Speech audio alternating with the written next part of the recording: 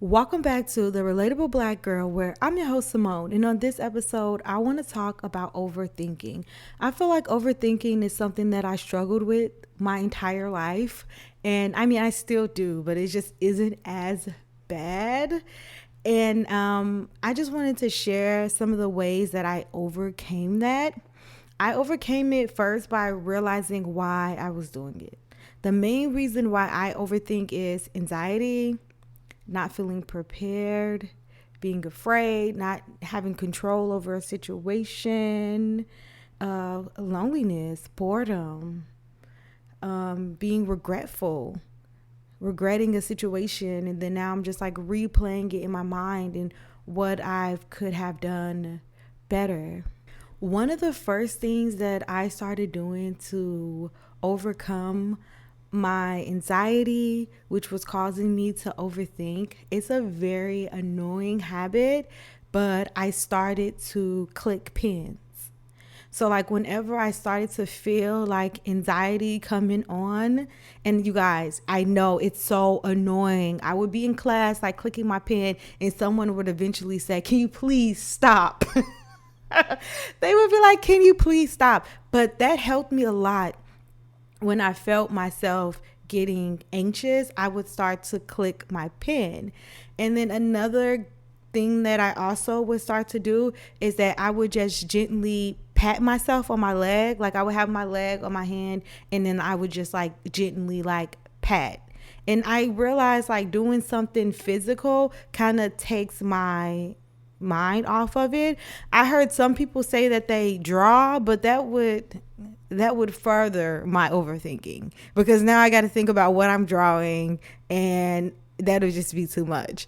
But doing something physical, and I mean tapping my leg was a lot better because when I would click my pen, I mean it got on everyone's nerves. Sometimes I would tap my feet depending on what type of shoes you have. You just gently just tap your feet. That helps me a lot, like to not overthink and stay focused on what I'm doing. And I hug myself a lot. I noticed that. And I don't think I used to do that before. And I try not to because I know sometimes people might see your arms folded and they think that you like have an attitude. They think you have like bad body language. But I hug myself a lot. And that really gives me like a lot of comfort. And going to the gym has been like a super big help with like helping me not overthink. And I don't always listen to music. Sometimes I listen to podcasts. Sometimes I'll just listen to someone that I just enjoy hearing them talk about whatever, or like they're doing whatever with their day and I'm not even really watching what they're doing. I'm really just listening to what they're doing. And a lot of sometimes church music, okay? Not always like Christian rap, but sometimes just regular church music is playing in my ear. I find artists who have albums that you can play from beginning to ending. Kendrick Lamar, Mr. Morale, The Big Steppers, that's one that I really love for a workout. If you don't want to listen to something, a slow church song, that is something that I really love for a workout. I found a lot of Christian rap music that I really enjoy listening to. But of course, I know you can't be like overthinking and just get up in the middle of something and just go out, let me go do some push-ups. Like you can't do that. So that's why I suggested like I just lightly would tap my leg, or tap my feet. I know that the pen clicking is kind of annoying, but oh my God, that was so soothing for me. And I learned recently that like you can't really try to like outthink it, but you can always outwork it. You can always do something physically to distract your mind from that. And that's what I try to do.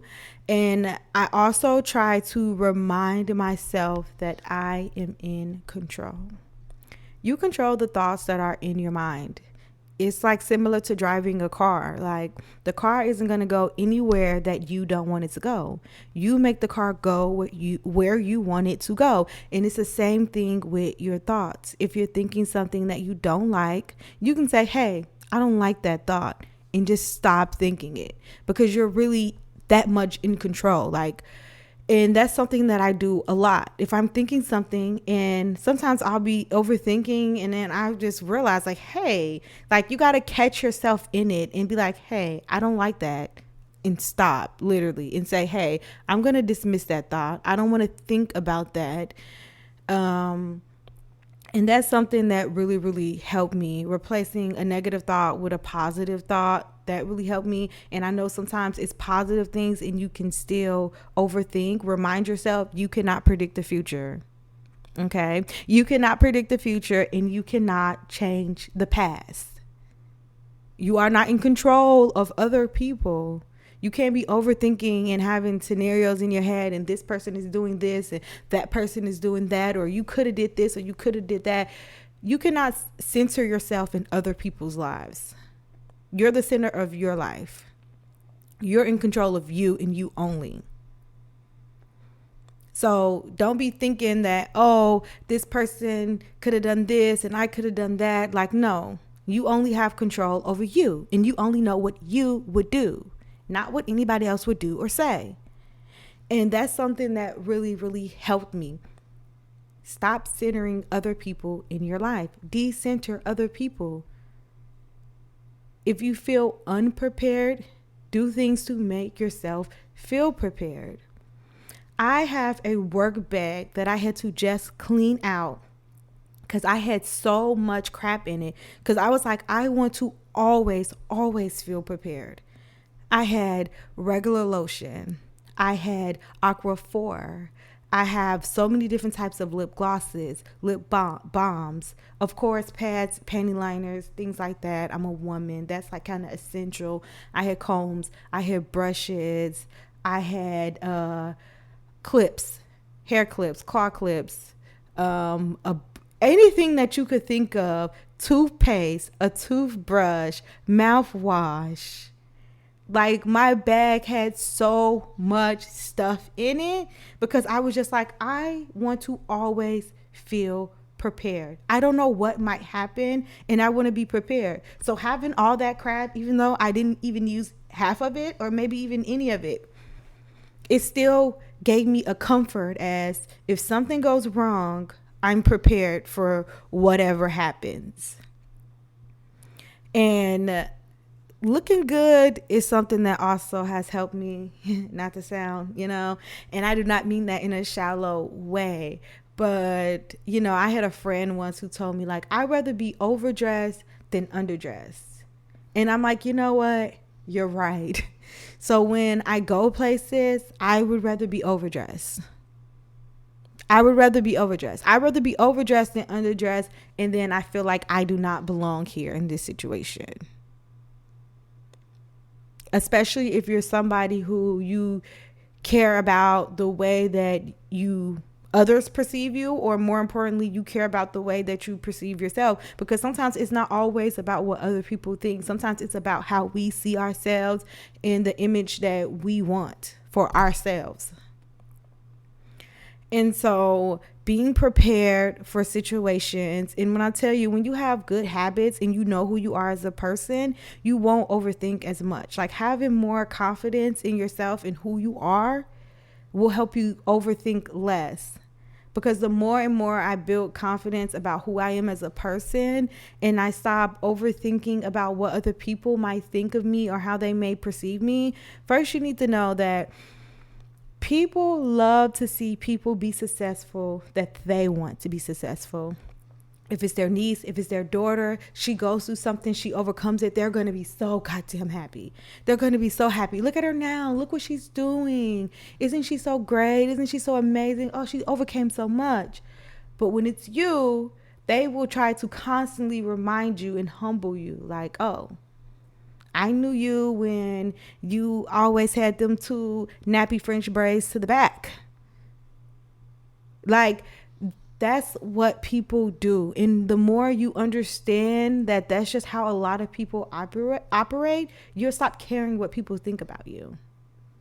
When it's someone they know, someone they love, or it's themselves, their opinion will be completely different than when it's you doing it. So don't worry about other people and their opinions about you. Sometimes, if it's not constructive criticism, then I would just let it go, like in one ear and out the other. You know, if somebody's not coming to you and they're like telling you nicely as a person, and if it's not something that you know it's not right, because we know things are not right. You know, like if you're not smelling right, you smell yourself, okay? You know, if you're not actually getting up and washing up, you know, if you're not washing your clothes, you're going to smell. That's something that you actually need to change. Okay, that's something that you actually would need to work on. You know, if you're not getting up and brushing your teeth every morning and every night and using mouthwash, you know, if you're being a negative person and being rude to people, you're the problem. You are the problem, okay? You're the problem. But when people are just nitpicking, like, realize when somebody's actually saying something that's valid and that's helpful to you. That's what I'm trying to get at. When somebody's actually saying something that's valid and helpful to you versus when someone is just talking just to talk or just pulling anything out of their ass just to say. Because people do that a lot. I feel like me being an attractive woman, having a career, I get a lot of hate. I get a lot of people smiling in my face a lot and being, you know, like, oh, you know, but I also get a lot of hate as well. And I just continue to be positive because that's their problem, not mine. Stop letting other people's problems be your problem. I read this really, really, really good book called Get Over It. It was like a thought therapy book. And she talks about how when situations happen in your life, know where to foul that situation. She said, think about your mind as having like a little librarian in it. And every thought, every memory, this librarian knows where to file it. She knows, hey, this is important. Hey, this is not important. And I think that that is so, so, so important to know what deserves your time and attention and what does not deserve your time and attention. And if you can't figure that out, then maybe you don't know yourself well enough. Maybe you don't know yourself well enough to know what it is that you align with and what you don't align with. I went out to the club and lounge and bar, whatever. And I realized, like, I haven't done this in so long. This is not what I align with. It was fun. It was a good time. But this is just not what I align with. I'm like, it could be another year before I ever do that again. And I would be perfectly fine. Like, that's just because it's just not who I am as a person. And it's nothing against other people who they like that. It's nothing against them. Because it's all about me, you know? It's just about me. And I think learning yourself better, knowing what you want and being clear about it will help you a lot when it comes down to overthinking. Remember, you are in control. You're in the driver's seat. You control your mind. If you don't want to think that thought, you can say, I don't want to think that thought. I don't like that, and not think it. You run the show. You are in control. Decenter others, recenter yourself, and figure out what you want out of life and who you want to be. And stand on it. Take pride in it. And don't let others change your opinion. Because I have people who they feel like, oh, Simone, you know, you're too into believing in the universe or God, or you not wanting to have sex. I'm not letting them change who I am as a person.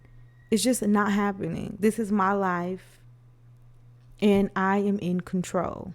And it's the same thing with you. It's your life. You're in control. It's your mind. It's your brain. And you get to decide. I'm Simone. This is the Relatable Black Girl. And I'll see you guys next time.